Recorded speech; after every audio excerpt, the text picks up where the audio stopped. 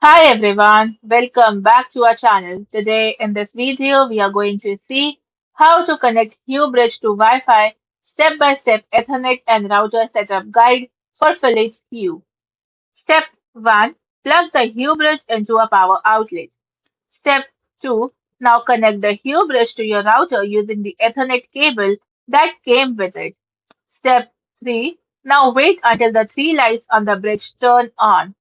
Step 4. Then open the Philips Hue app on your phone. Step 5. Now tap Setup or Add Bridge. Step 6. The app will find the Hue bridge automatically. Step 7.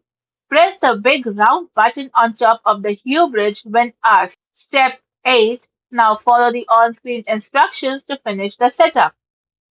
Thanks for watching, and for more such informative videos, do like, share and subscribe to our channel.